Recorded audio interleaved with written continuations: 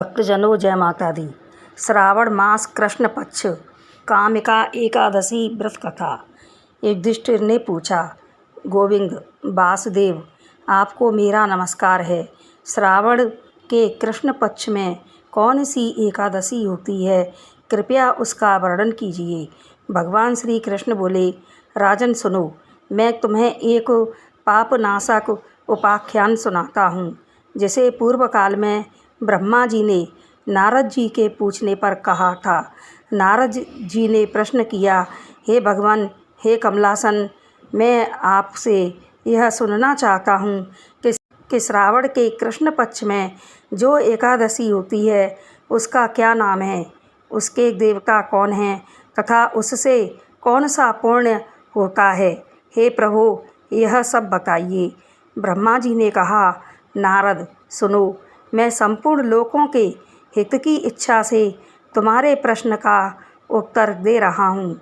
श्रावण मास में जो कृष्ण पक्ष की एकादशी होती है उसका नाम कामिका है। उसके स्मरण मात्र से वाजपेय यज्ञ का फल मिलता है। उस दिन श्रीधर, हरि, विष्णु, माधव और मधुसूदन आदि नामों से भगवान का पूजन करना चाहिए। भगवान श्री कृष्ण के पूजन से जो फल मिलता है वह गंगा, काशी, नैमिषारण्य तथा पुष्कर क्षेत्र में भी सुलभ नहीं है। सिंह राशि के बृहस्पति होने पर तथा व्यतिपात और दंड योग में गोदावरी स्नान से जिस फल की प्राप्ति होती है वही फल भगवान श्री कृष्ण के पूजन से भी मिलता है।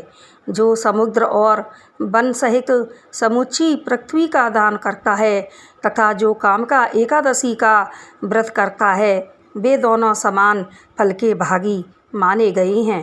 जो ब्याई हुई गऊ को अन्यान्य सामग्रियों सहित दान करता है उस मनुष्य को जिस फल की प्राप्ति होती है वही कामिका एकादशी का व्रत करने वाले को मिलता है। जो नर श्रेष्ठ श्रावण मास में भगवान श्रीधर का पूजन करता है उसके द्वारा गंधर्वों और नागों सहित संपूर्ण देवताओं की पूजा हो जाती है। अतः पाप भीरु मनुष्यों को यथाशक्ति पूरा प्रयत्न करके कामिका एकादशी के दिन श्री हरि का पूजन करना चाहिए। जो पाप रूपी पंख से भरे हुए संसार समुद्र में डूब रहे हैं उनका उद्धार करने के लिए कामिका एकादशी का व्रत सबसे उत्तम है। उससे बहुत अधिक फल कामिका एकादशी व्रत का सेवन करने वालों को मिलता है। कामिका एकादशी का व्रत करने वाला मनुष्य रात्रि में जागरण करके न तो कभी भयंकर यमदूतों का दर्शन करता है और न कभी दुर्गति में ही पड़ता है। लाल मणि, मोती, वैदूर्य और मूंगे आदि से पूजित होकर भी भगवान विष्णु वैसे संतुष्ट नहीं होते जैसे तुलसी दल से पूजित होने पर होते हैं। जिसने तुलसी की मंजरियों से श्री केशव का पूजन कर लिया है उसके जन्म भर का पाप निश्चय ही नष्ट हो जाता है।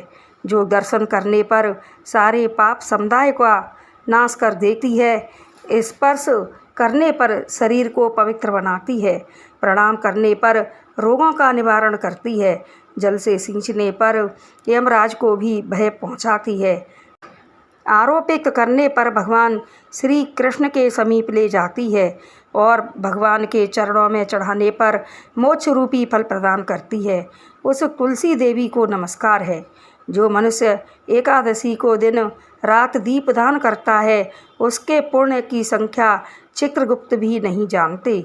एकादशी के दिन भगवान श्री कृष्ण के सम्मुख जिसका दीपक जलता है उसके पितर स्वर्गलोक में स्थित होकर अमृतपान से तृप्त होते हैं। घी या तिल के तेल से भगवान के सामने एक दीपक जलाकर मनुष्य देह त्याग के पश्चात करोड़ों दीपकों से पूजित हो स्वर्गलोक में जाता है। भगवान श्री कृष्ण कहते हैं, युधिष्ठिर, यह तुम्हारे सामने मैंने कामिका एकादशी की महिमा का वर्णन किया है। कामिका सब पातकों को हरने वाली है, अतः मानवों को इसका व्रत अवश्य करना चाहिए। यह स्वर्गलोक तथा महान पुण्य फल प्रदान करने वाली है। जो मनुष्य श्रद्धा के साथ इसका महात्म्य श्रवण करता है वह सब पापों से मुक्त हो श्री विष्णु लोक में जाता है। बोलो कामिका एकादशी मैया की जय। तो भक्तजनों, हमारी यह कामिका एकादश के व्रत की कथा आप सभी को यदि पसंद आई हो तो हमारे चैनल को लाइक, शेयर और सब्सक्राइब करें। जय माता दी।